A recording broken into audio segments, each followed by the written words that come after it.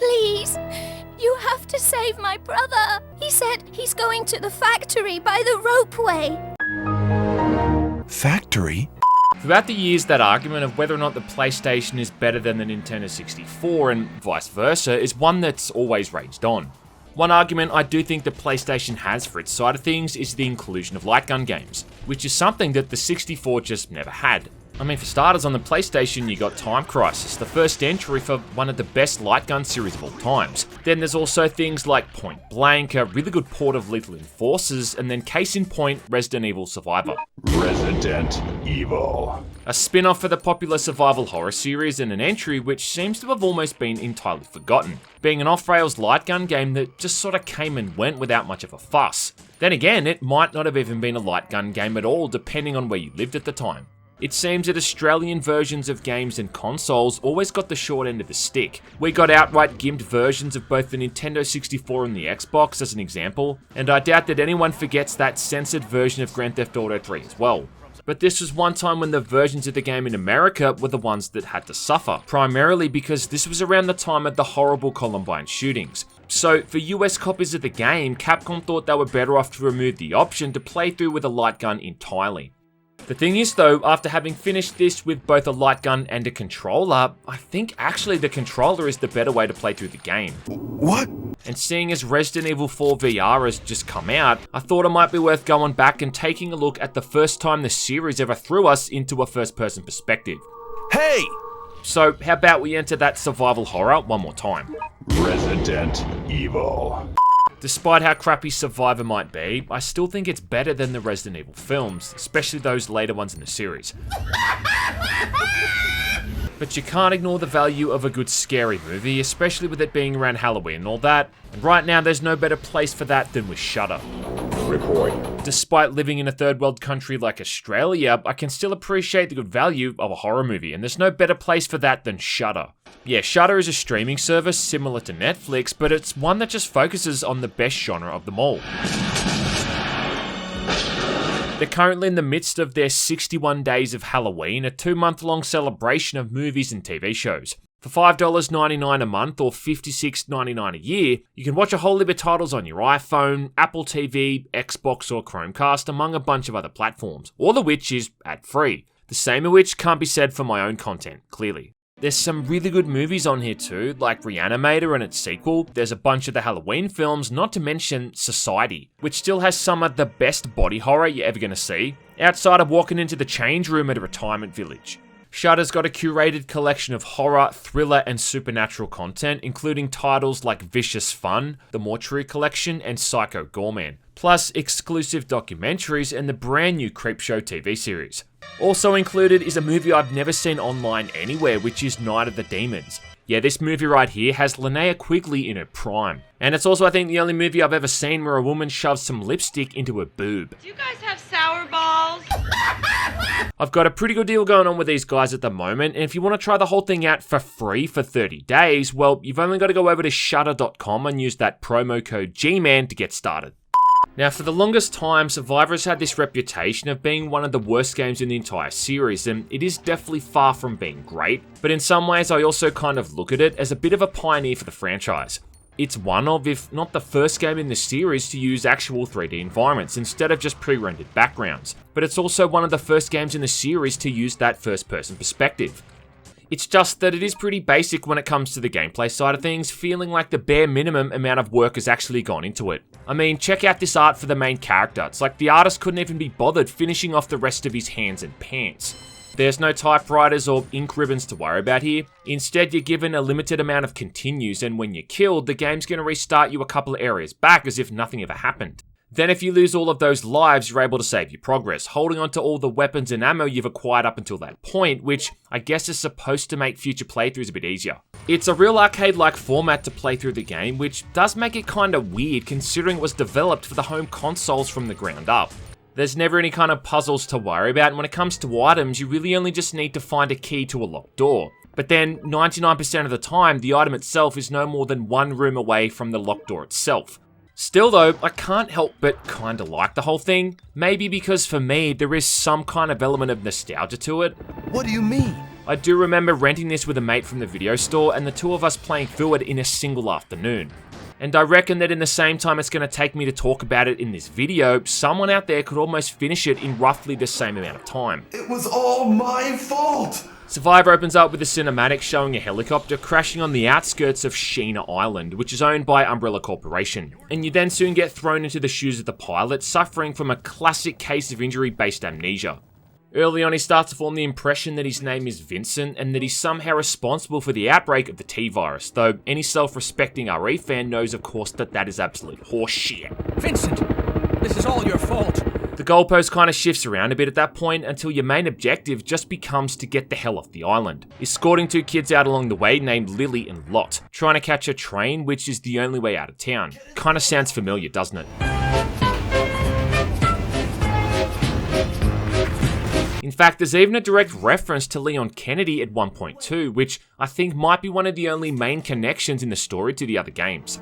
I didn't know anything about you then. It's never been a series known for its riveting cinematics and engaging dialogue though, and if you've played a lot of the older games, well then you probably already know what to expect. That being so much cheese in the dialogue and the voice acting that people with lactose intolerance might want to watch out. Vincent, you are a murderer. A murderer. Now, you're going to pay! Please, you have to save my brother. Vincent, it's me, your mother. My mother? What's kind of cool about Survivor though is how it offers up alternate paths throughout the game at key points. You're still always going to end up in these very specific sequences, but you're given 3 different routes to take at various junctures early on in the story. So in the beginning of the game, after meeting your first zombie, you can then either go through a movie theater, a restaurant, or a church. Then later on after that, you can choose to go through a video game arcade, a hospital, or a library.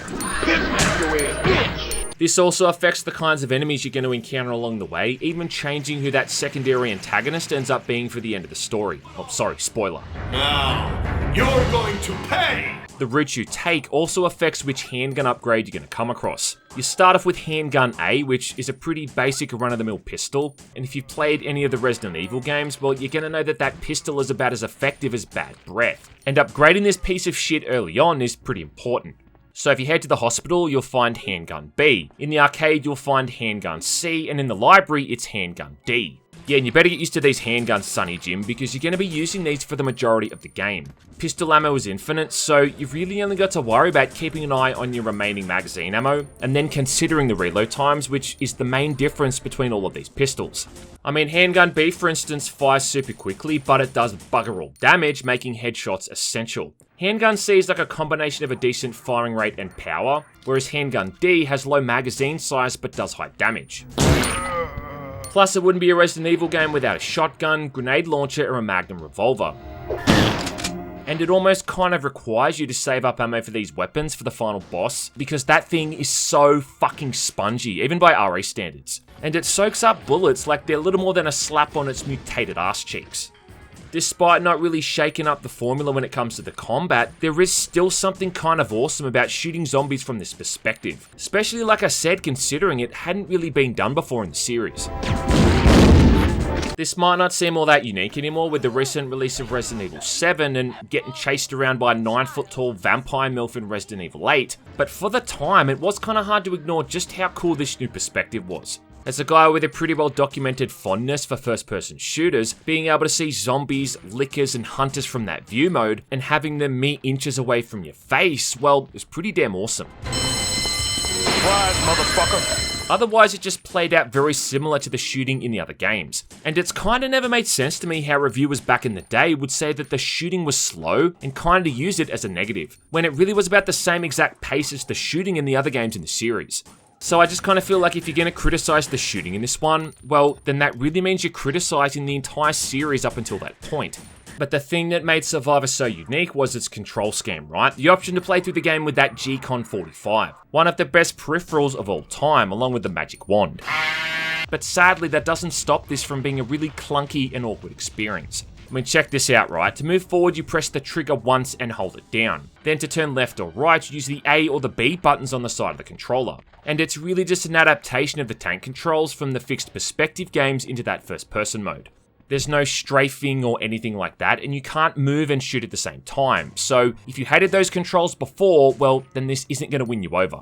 Even worse than that though is that you've lost a lot of your situational awareness and peripheral vision due to the claustrophobic nature of seeing the world through someone else's eyes combined with a super low FOV. Shooting enemies is about as simple as it gets. You just aim that G-Con 45 at whatever's on screen and don't stop shooting until it goes down. But it's really trying to run around and move backwards where the whole thing turns to cold shit.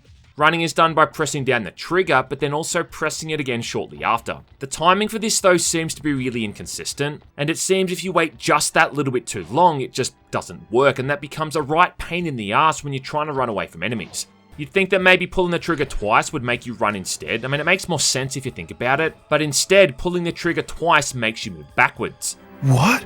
There's no option to run backwards though, and you also can't shoot on the screen when moving. So you really just need to plant yourself down somewhere, fire off a few shots and then keep moving, which is problematic when the basic task of just moving forward can be so finicky. It's just an expected downside, I guess, to a game being designed around a controller that only has 2 buttons to work with, 3 if you include that trigger. As a result, I really do think that playing with a controller is just far superior. And in fact, the only times I've ever been able to beat this game was when I used the controller. Simply because it just makes moving around so much easier. You don't have to worry about that second or so delay of having to aim off screen and pull the trigger before you can start moving. You can easily just sprint now by pressing forward on that thumbstick, and then shoot with either the X or the triangle button, using the right thumbstick to aim, and it's not too far removed from just playing a traditional first-person shooter. I mean, it is kind of annoying that there's still no dedicated button to reload your weapon. You have to manually do it in the inventory screen, which is so fucking slow. But the game is kind enough to automatically reload your pistols when you enter new rooms, so that is a bit of a consolation prize. So if the only way you could play this thing for whatever reason was with a controller instead of the light gun, well then just don't feel too bad, right? When it comes to things to shoot at here, the most common enemies you've got to worry about are just going to be the regular old T-virus zombies. They're not very threatening or tough to worry about. The only issue is that the game likes to put a bunch of them right on top of you when you enter a room. Then what they'll do is often put one on the other side of a room you've just entered, mostly to distract you from one that happens to be standing just off to the left or the right to where you're currently looking. There's also zombie dogs, zombie crows, zombie plants, rob zombie, and one room in particular that's raw nightmare fuel filled with cockroaches. And of course, giant spiders that spit out poison. I mean, not so much a horror scene for an Aussie, I mean, just really another day in the life. I've woken up to seeing bigger spiders on the top of my bedroom ceiling. I mean, this shit is nothing to me.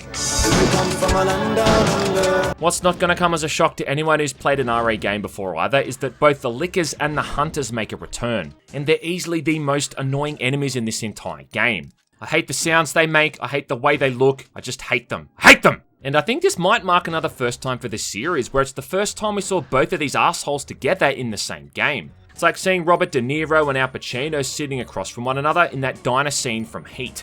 Plus it includes everyone's favourite walking tank, the Tyrant, the same model from RE2, which, much like its predecessors, has that brilliant strategy of just walking slowly toward the player before hitting you with its tree trunk-sized arms. Because I guess at that stage, no one at Umbrella thought it would be a wise idea to engineer these things to be able to break out into a light jog when they were pursuing someone. These guys definitely feel underused though. I mean, one of the earliest encounters in the game is where you see one of them slowly walking towards you from off in the distance. And though it is kind of imposing, there's no grand entry or build up or anything. You just enter this area and then oof, there he is. Compare that to that cinematic in Resident Evil 2 where you see Mr. X being dropped into the area via a chopper. That was ominous and mysterious, and you had this feeling of underlying dread, waiting for something to happen. It's like that 15 minutes after you've just had a double shot of coffee in the morning, with last night's beef vindaloo doing laps inside your stomach. You just know that imminent danger is approaching. You also encounter these guys really frequently throughout the game, to the point that they're almost one of the common enemies. Near the end of the game, there's an optional pathway which is just a literal gauntlet of these guys you have to avoid. And it also shows them being mass-produced, so it's not the same one constantly hunting down the player. You're just literally going through their ranks and cleaning out their entire production line. They often drop ammunition when defeated, so it is kind of worth taking the time to kill them, and that strategy just consists of running to one side of a room, turning around, shooting them, then running to the other side of the room and doing the same thing until they're dead. Motherfucker, even a dick! Then the final boss is kind of like an improved version called Hypnos, which is just like a bigger, badder tyrant that has giant claws for arms. Yeah, claws for arms, because we've never seen that one before. No, really, Capcom, how do you come up with these incredibly creative designs? Probably the most unique enemy in the game are the Umbrella Special Forces guys that you encounter early on in the game if you take the right path. Unique because this is the only game in the series that they show up in. And secondly, because of their just odd design. I mean, they kind of look and move like monkeys, but then when they're killed, they have this very stock library panther sound effect.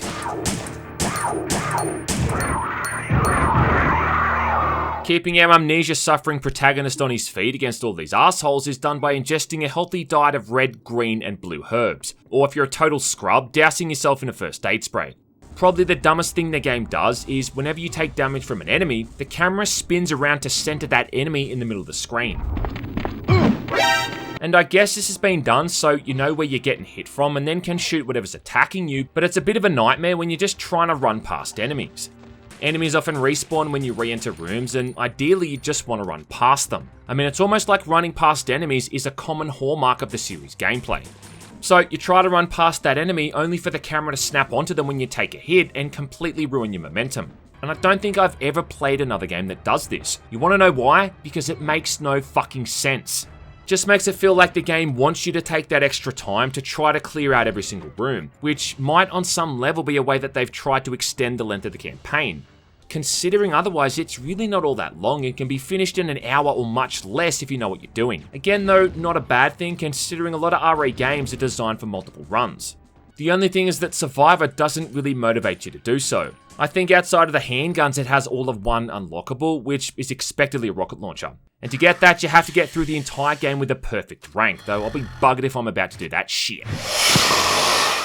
I think one of the biggest problems Survivor has, though, is that it just lacks memorable side characters. But you had to go and screw it all up. The one older brother had to go and screw it up.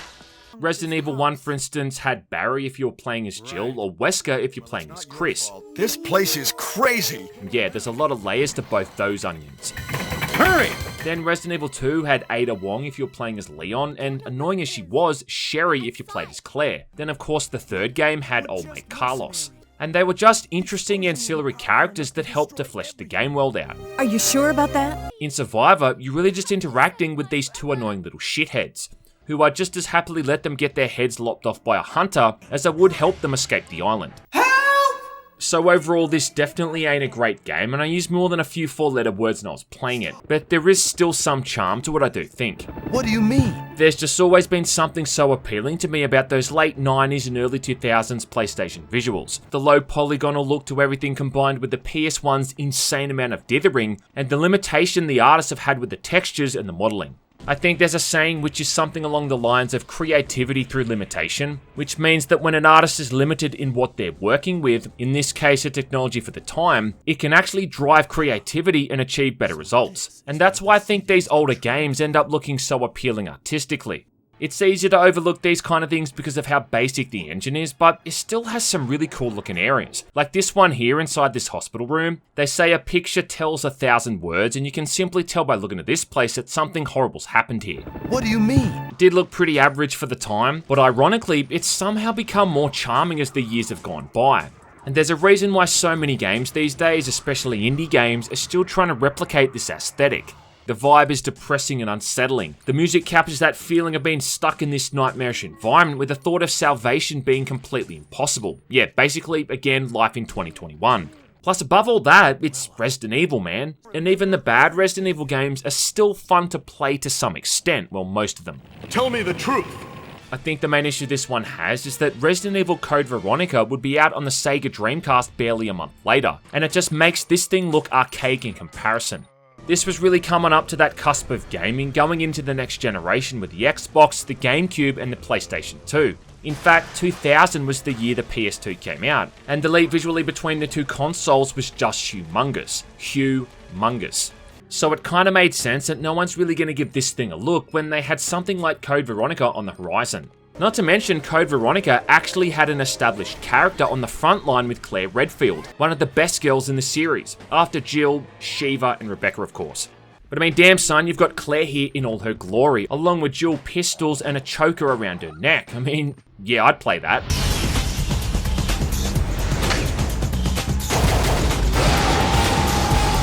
In comparison, who's gonna give two shits about this nameless asshole with amnesia that you're playing as in Survivor? Hey! Now, speaking of Code Veronica and Survivor, it would be remiss for me to not briefly talk about Survivor 2, which was heavily based off the events in Code Veronica. Resident Evil.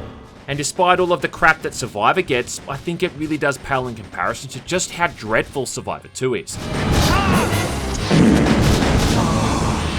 Gotta say, I think this might be my least favourite game in the entire series, at least out of all the ones I've actually played. I really only bought this one in the first place because I wanted to have it in my PS2 collection, but the prices they're asking for this thing online is just horrendous. It's like paying someone to come to your house and kick you in the balls. It's actually another game with light gun support, but like the first one, I think it's actually easier to play through with just the controller. The controls in this one do seem kinda weird at first. You move and strafe with the left thumbstick as normal, but then you turn left and right with L1 and R1 and then fire with the square button. Kinda sounds confusing, but it's actually not that bad once you get the hang of it. And the only thing that pisses me off is how the game automatically controls the pitch for the camera, aiming down on the ground at times, which makes it impossible to see what's ahead of you. Story-wise, you're simply trying to escape from Rockford Island, and you choose to play as either Claire or Steve from Code Veronica, with the difference between them being the special weapons you can pick up. Let's go! Claire gets the Magnum and the AK-47, Steve gets the grenade launcher and the Mag-10s. Then they both also have their pistol with infinite ammo that never needs to be reloaded. The goal for each level is just to go from room to room to find the key or keys to exit the level, which always ends in a boss fight. Basic enemies include your run-of-the-mill zombies along with dogs, lickers and hunters, and the super annoying snatchers, an undead testament to what happens when people don't commit to no Fat November. And these are all going to seem very familiar if you played Code Veronica. I mean, even the bosses are just ripped straight from the game, like the Black Widow, the Nosferatu and Alexia Ashford. The only problem is that it all kinda sucks, mainly because the arcade-style gameplay just doesn't really gel with the series' iconic loading screens when entering new rooms, and it just totally kills the pacing of the whole thing. You often spend about as much time inside a room clearing it out as you do staring at the loading screen to enter the room in the first place. And the second last level is just both characters being hunted down by Nemesis, making your time spent in these rooms even shorter. Oh yeah, you see, each level has a time limit, and if you don't get to the exit in time, Nemesis shows up and starts slowly hunting you down. With this incredibly exciting screen of text announcing the fact. Yeah, I get it, okay, he's here, I get it. It's also an arcade game ported to home consoles, and that's a very important factor to consider here, because arcade games weren't particularly known for their fair and balanced gameplay, and this thing really isn't either. I mean, look, arcade games were just designed to get your money. You weren't supposed to be able to beat them, not easily anyway. And not unless you spend a sizable chunk of your pocket money replaying them over and over. Nothing has been done to change that for this console version, and it may as well still say insert more coins during that game over screen because it often feels that fucking blatant. There's just so many moments here too where it feels like it's impossible to avoid damage. There's rooms you enter where there's an enemy lying in wait and it seems like you just can't avoid taking a hit. As a result, I've just never been able to finish this thing. Because even on the normal difficulty, they only give you 3 continues. Playing with the AI partner is a bit of a double-edged sword too. I mean, it's good in the sense that they work well to distract enemies so you can get some free shots off, but then they also kind of work like human-sized bullet shields, preventing you from hitting enemies in the first place. Apart from all of that, it's just not a very good looking game either. The backgrounds are really basic looking, and there's this weird motion blur effect they've added in too, possibly trying to make the whole thing look more cinematic or something, but it just has this constant ghosting around the image which makes it look even more crappy. Overall, it's an utterly dreadful game, though I can't deny that I do have a sense of accomplishment for actually owning a copy of it. Even as an arcade game though, I just can't imagine this thing would have been all that good. If you think about it, consider that by this point the House of the Dead series had been well established. We'd had House of the Dead 2 in arcades, and even again on the Dreamcast the year prior to this. I mean, you can also argue over the quality of the voice acting and the writing in that one, but it is kind of hard to deny how solid the shooting is. Comparing that to the slower pace of Survivor 2 and even Survivor 1, and it's like comparing a Bugatti Veyron to a Toyota Prius. The direction the Survivor series went after this got even weirder. There was Dino Stalker, which wasn't even set in the RE universe. Instead, it was a spin-off for the Dino Crisis series. Then after that, there was Dead Aim, yet another spin-off which was a combination of a third and a first-person shooter. And you know what, I could probably spend an entire video talking about both those games as well, but maybe that's something that can wait for next October. Alright, I'll come clean. I really just started playing through Survivor because it's October, and I kind of felt like I needed to justify dropping a few $100 down on that Retro Tink 5X. But at least half my time here was mostly well spent. I doubt people are going to be talking about Survivor in the years to come in the same way they talk about the first 3 or 4 games, and I highly doubt we'll see a remake anytime soon or a VR port for it either. But it does have all the hallmarks of the series, that being shooting lots of zombies and bioweapons, bad voice acting, cheesy dialogue, and a depressing atmosphere. And on that level, you know what? It's kinda hard to fault. 3, 2,